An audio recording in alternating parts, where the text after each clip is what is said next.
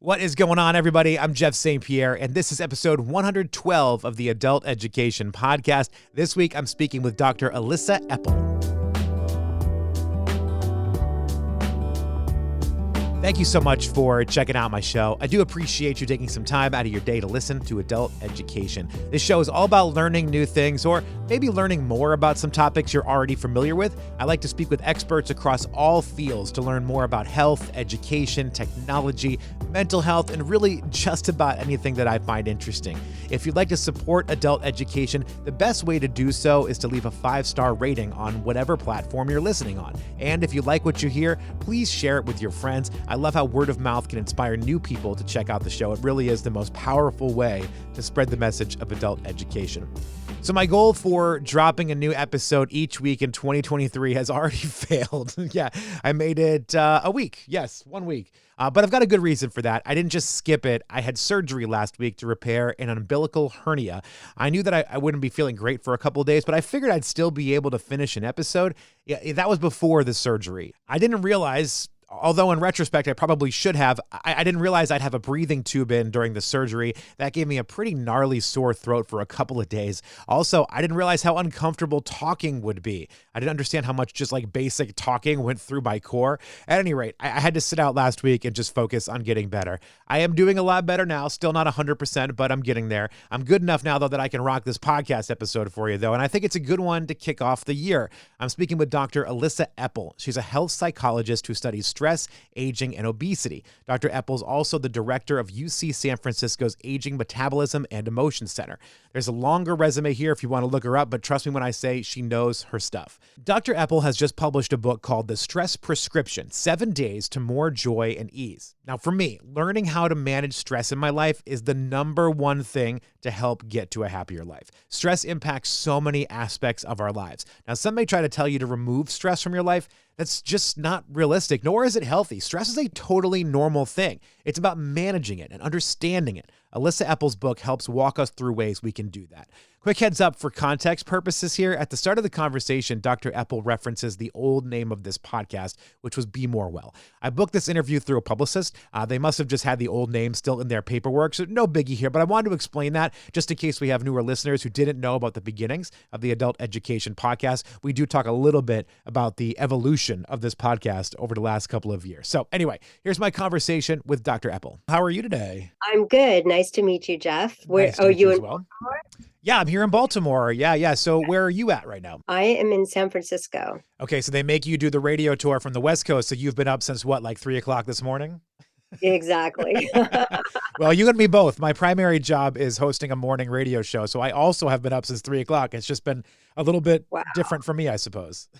Yeah. Wow. Well, tell me about your Be More Well. Who's your audience? And yeah. That's a great question. I don't necessarily know. I mean, I love to look at the statistics and see that there are people that check it out from all over the world.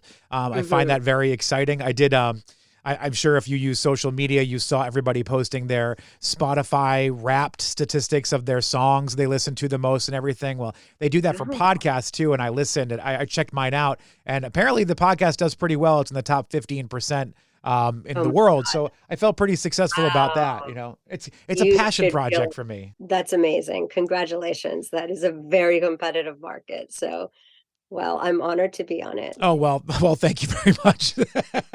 Well, I'm honored to have you. Thank you. And does Be More Well mean that you focus on health? So it's funny. That's the name of the podcast when I first started, because yes, my goal was to focus more on wellness and more health-inspired things. But then over time, I started this in 2020. Over time, I started to find myself getting a little, I don't know, I was kind of getting annoyed with the wellness industry as a whole. I started to find there were too many people, and this is something that I wanted to talk to you about, where it was like all or nothing, you know, like stress, for example, which is what we're going to talk about with you. There's a lot of us that can live with stress and managing stress, and stress is a natural part of our life. But I started to find the wellness community was pushing things like, you need to live a life without stress. And I'm like, I just don't think that's realistic. Like, I don't think that's good advice to people. So I changed the name to Adult Education. And really, it's just my way of talking to people like yourself and, you know, people that are experts in other fields, and really just get an opportunity to learn more about things. Because when we become adults and we leave the classroom, I feel like so many of us just kind of stall out in our learning process. And I love to find out new information. So I selfishly do the podcast for that. So I get to talk to people like you and learn more about stress and how I can deal with that and how I can manage it and make it a better part of my day. That's so beautiful. I agree. We need more adult education. There's so many important life topics that we leave out. We can't fit in. Emotional well-being is certainly one of those. We haven't learned much about our ability to deal with the slings and arrows that are inevitably coming at us. We can't get rid of stress in our environment, in our life, in our future. We can only live with it well. And so, how can we change our relationship to stress so we're not viewing it as the enemy, bracing against it, trying to change things that we can't change?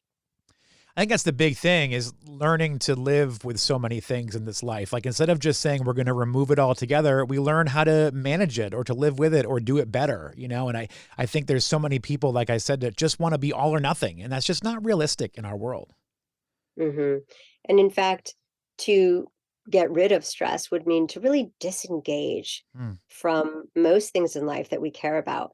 Because part of stress is that it's fueled by our deep caring, our caring about our world, about other people, about ourselves. When things are threatened, we have a big stress response. So, withdrawing and trying to be super protective of ourselves to reduce stress is actually related to lower levels of life satisfaction and well-being and lower cognitive function in studies by my colleague Dave Almeida at Penn State. It's so interesting. You know, you kind of take yourself out of the world. I mean, we hear this all the time, especially when the pandemic hit. We started to learn a lot more about how much we are social beings and how important those social connections are for people. So this idea of like taking yourself out to remove something like stress and just kind of, I don't know, removing yourself from the situation, it can be so much more harmful to you than just learning how to manage that stress. Absolutely. And one of the most potent ways to help manage stress is through social connection. And so, really stepping back and looking at our social connections is one important way we can see where we are supported and where we're actually exposed to a lot of stress or conflict or feelings that we're not valued or appreciated. So social relationships are complex. And one thing that older people do is they kind of do pruning in their social networks so that they're really focusing on fewer relationships, Mm. but more positive and supportive relationships. That's good. I like the way you put that. It may be fewer, but it's more positive and more stable probably at the same time. So those relationships, while there may not be as many, can be stronger and maybe even be more beneficial. Exactly. So interesting. And I know going back to stress as a natural thing, it's the reason we're still here today. I mean, if we didn't have stress thousands of years ago when humans evolved from primates, we wouldn't be alive. Like stress is what kept people alive. At the same time, our bodies haven't necessarily adjusted at the same pace as technology and the world that we live in. So stress has changed a lot and we don't necessarily react to it the same way, or we don't necessarily handle it the way that we should. Exactly, you nailed it, and it's very much about, I love the book on stress by Robert Sapolsky, Why Zebras Don't Get Ulcers. They have intense survival threats and stress, and then they're in nature, living their life. They're not ruminating about what happened and the close call or worrying about the future. And we, as humans, we just carry it around with us wherever we go. We carry stress to the bed and it can affect our sleep. And I don't just mean the worries that we have and the ruminations. I mean unconscious stress. We actually carry stress in our body that we might not even be aware of.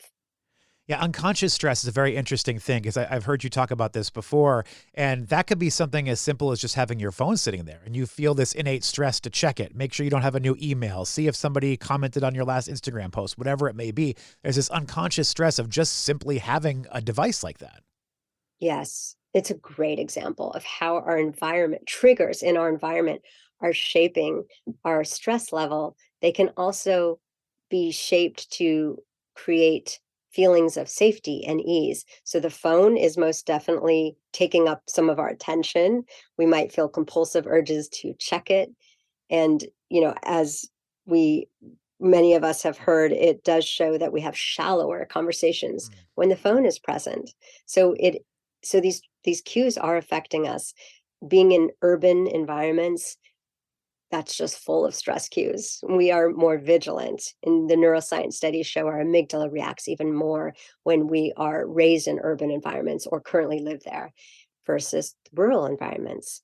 Nature, taking a nature walk Mm. is associated with a lower stress response in the brain, lower amygdala activity. So we're responsive to all sorts of environments that we're not even aware of, but we can use that for good. We can create more safe environments, have a corner of a room or a whole room devoted to more sensory and safety cues, beauty, no phones, TV screens, etc. Lots of people have a corner of their house. Maybe there's an altar or a religious picture. Maybe it's somewhere that they pray. But the body gets conditioned to these cues. And so we really want to use sensory cues for good to help us shift from a red mind state down toward a green or blue mind state.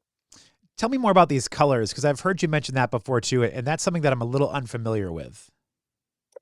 Well, I know we that's a trick question.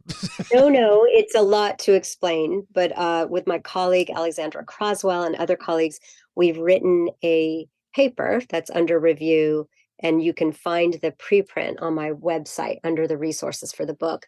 We really go in depth about understanding mind states and simply the question of why do so many of the contemplative practices, the mind-body practices, all produce these great effects on our emotional well-being, on our levels of stress. And there's a common state that they bring us to of slower breathing. And we also have to feel safe to enter those states.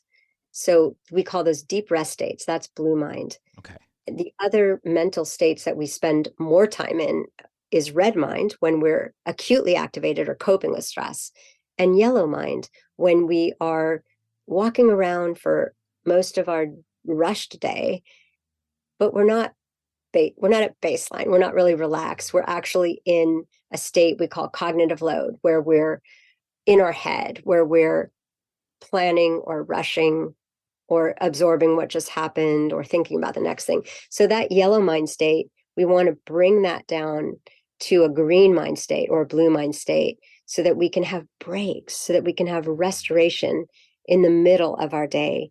And that turns out to be rejuvenating versus the chronic stress response, which is really taxing on our energy, our mitochondria, which create the energy, the ATP. And the rejuvenation is such an important piece of this. I learned a little bit more about this a few years back when I saw a new doctor and an integrative health doctor, and we did blood tests and all the different tests for me to like check out what's going on in my body. And we did cortisol tests, and we found out that my cortisol levels were just completely backwards of where they should be. And a lot of that has to do with stress that I was carrying, but also the weird schedule that I have. I don't get normal sleep patterns like most people do.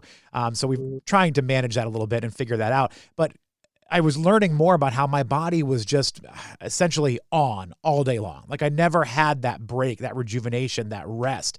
And that is just so wildly important. Ah, that's such a great example. And you have that occupational hazard of needing to be up in the wee hours, and that definitely can wreak havoc on those hormonal systems that have this daily or diurnal rhythm. So what have you done to reduce your own stress? I've been very conscious of the extra work that I take on, very conscious of how my day is going to shape out. Cause I used to just basically wake up at 3 o'clock in the morning and work until I went to bed. Like I was always connected. I would answer every email, answer every phone call. I've made great strides in making sure my coworkers and people understand that I'm taking time off during each day. You can't contact me during this period, yada, yada. I've tried to work in better sleep habits. I have a 2-year-old now, so that's not working great in my favor for sleeping. But yeah, I mean, I've made a lot of strides and a lot of efforts to just limit how available I am to people. Yeah, those are all great boundary setting examples that allow us to then shift down toward green and blue mind. Without setting those boundaries, there's no way we can turn off. Just that always being plugged in that you talked about, Yeah. that's most of us. It's really hard to hide our phone or take breaks from it, but it's so essential. It's so important. Yeah, and it's interesting because we're plugged in all the time, whether we want to or whether we don't want to. We just always hear what's going on around us. There was a time where stress may have been a really long to-do list for the day, or having to get all the corn out of the field in one day, and that was stressful to people. But now it's learning about environmental hazards across the world, or some governor of some state is doing something that you disagree with. And these are things that you might not necessarily have known about before. So it was stress that was there, but it wasn't in your world. Now you're constantly connected to it, whether you want to be or not. Jeff, I'm so glad you brought that up. And you described it so well. That is part of our new era. Mm. We need a new mindset for coping with this era where we are not just dealing with our personal lives, our daily drama, which was hard enough, but we are dealing with inviting in the existential crises around the world, seeing those visual images from different events, disasters, just seeing the bad news on TV. These get under the skin. TV is like having a front row seat where you're almost there, especially for live events where things are happening in real time. We feel it, we internalize it. And there's been beautiful research by my colleagues, Roxy Silver and Allison Holman, documenting in disaster after disaster, Boston Marathon, 9/11, now COVID. The more we are watching media and the more sources of media, the more we're carrying anxiety, having PTSD symptoms, even having more heart problems. So protecting ourselves from screens and especially from news has become incredibly important. It's kind of interesting to hear you talk about that, because part of my job on my morning radio show is updating people on, news briefs and making sure people have the bullet points they need to get through their day. And it's so difficult for me every day to log in and look at the stuff that's going on, because everybody's just trying to get you to click on their stuff. So it's just so much negativity and so much stressful material that's out there. And it's like, when I get home for the weekend, like after Friday's shift, I don't even open my computer for the rest of the weekend. I'm Yeah, like, I don't excellent. need any of this for a few days. That is a great strategy. I'm so happy to hear that. People in the news and media, I mean, you guys are really immersed. And so I imagine that's the only way that you can survive. You can't be, you would be so burnt out by now if you felt like you needed to stay connected and you didn't have those weekly breaks. There was a time, like I was talking about before, there was a time before I saw this doctor a few years ago where it was a couple years of my life where everything was going wrong. Like I was a pretty active, fairly physical fit person. I hit 35 years old and it's like my body just shut off. And I was able to track it back to a change in my position at work and just more responsibilities, more expectations. And that's what I had to go back and kind of start to limit things and make people understand, like, I'm a human being too. I Yeah, have to find a way to live my life in an enjoyable way as well. right. Exactly. Putting on the oxygen mask Mhm. on yourself first. The the different world crises that we now live with every day, and the climate crisis, which will get worse. Sure. These are the a big worry here is really how it's affecting our children Mm. and young adults. And the mental health crisis has hit them much harder than midlife or older adults. And older adults are the most resilient. So there's a lot to think about and learn from here. Why are older people so resilient to stress and depression? That's what the data shows. And how can we protect and and help our youth keep a hopeful and positive view of humanity and of their role in the world? It's a very important thing, and I look forward to seeing more research on that. As I said, I have a 2-year-old, and there was a time in my life where I wasn't sure if I wanted to have children, because I saw so many of the stories and just heard of so many kids that were struggling. And it just seems like you said, it's an epidemic out there of mental health issues and kids that are really struggling to deal with what's going on in the world. And I was like, do I want to bring a kid into this? But ultimately we decided to do it. And now I'm just trying to be so active and hoping that we do the right thing to make sure she's prepared as she grows up to handle some of these things.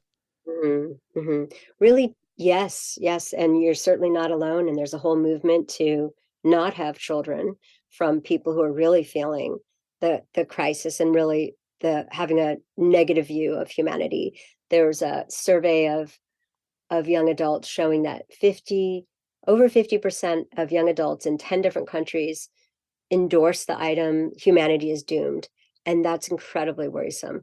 I think with young children, parents can, as much as possible, try to, of course, protect them from media and the news when that's possible. When they get to a certain age, it's really hard, Mm. but really helping them understand that how biased that is, that there's so many amazing things happening at every moment in the world, that most humans are good and are doing kind acts for other people all the time. Mm. We just don't hear about it. It doesn't make the news.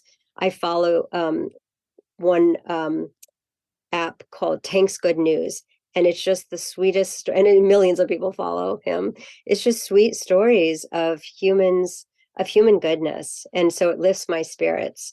I always smile when I look at that app. So some of the book on stress Mhm. reducing tips is really focused on the positive, not trying to manage symptoms and stress and daily practices, but really just a shift in our mindset of asking, for example, what am I grateful for? Mhm. Feeling gratitude is an antidote to stress because when we're looking for what we do have, what is good, we can't feel so threatened at the same time. And even just sharing gratitude with other people is an antidote to stress. Expressing caring and love Mhm. and not hiding it, not creating a culture of telling people how much we appreciate them, how much we love them. That's contagious, and that sends a lot of messages to our children. For parents, even showing physical affection, hugging, and speaking lovingly to each other in front of their kids, that actually is very powerful as well. I'm glad you mentioned the showing gratitude to something that I changed a few years back, which I'm starting to see and hear a lot more is whenever I get help from someone, I don't just say a quick thank you. I always say, I appreciate you. And that's how I always do it. And for whatever reason, I know it seems like a very simple thing, but it does feel better. Like it just feels better. Like you shared how much that person has meant to help you in your time of need. Beautiful. That's a great practice. You do naturally, and I'm sure other people are influenced by that. It's this like ripple effect that we don't realize we have. Well, Dr. Epel, I'm looking at the book right now and I'm realizing, because we were talking about colors before, there is a color palette, if you will, on the cover of the book that starts with red and ends in blue, and it shifts to the different colors as it goes down. I'm like, oh, this all makes so much more sense to me now after talking about the color. Congratulations, Jeff. You noticed it. Most people don't notice it, but the cover is really the figure in Yeah. the book of trying to explain the mind states we have from red to blue, and none of them are bad. We just don't want to spend so much of our life in the red and yellow mind states. It really dampens everything. It dampens our relationships, dampens our ability to see all of the goodness and beauty and the everyday miracles. I'll tell you one of the things I love about your book, because I am running out of time with you. I spoke with Dr. Prather about his book, The Sleep Prescription, which is kind of Yes. part of this 3-book set that you have here. But I love that all of the tips and advice that you're giving to people are easily manageable. Like there are things that we can all do in our day. There are things that we can work into our schedule, like a simple going outside for a walk. Like it seems so simple and it's so helpful to people. And I just love that the book is filled with very, not to downplay it, but very simple advice for folks. Thank you so much. And I'll just end with one of the hacks is really a perspective shift when we can even use this with youth, but when we are feeling like really down on the state of the world and the risks that we face with climate and all, one of the perspective taking shifts is actually realizing that we have a short life, how fast life goes by, how fragile life is. And then it leads us to this question of, regardless of how long we live, how do we want to live? Can we be living the type of life that is that we value the most, being kind, compassionate, being true to our values, living our purpose, and little else matters as much. it can help shrink the things, the little stressors that tend to blow up in our mind. That's so important to know. Dr. Elissa Epel, I know you mentioned earlier about your website. Can you give that to people? And if there's anywhere else that people can go to find out more about you? Absolutely. My website is just myname.com. So it's elissaepel.com, ELISSAEPEL.com. And I have on that all of our research papers, all the PDFs, events and retreats, as well as the 2 books, The Stress Prescription and The Telomere Effect. And The Telomere Effect has a lot of free chapters posted on that page in different languages. Well, the book is called The Stress Prescription, 7 Days to More Joy and Ease. Dr. Epel, I really appreciate your time. Thank you so much for sharing some of your day with me. Thank you so much, Jeff. Your personal examples will help us all. Well, thank you. Big thank you to Dr. Elissa Epel. Her book, The Stress Prescription, 7 Days to More Joy and Ease, is available now wherever you get your books. I genuinely believe this book can help you get through some tough times if stress is a big issue for you. And thank you to all of you for checking out the show. I really hope 2023 is off to a good start for you. Until next time, be well.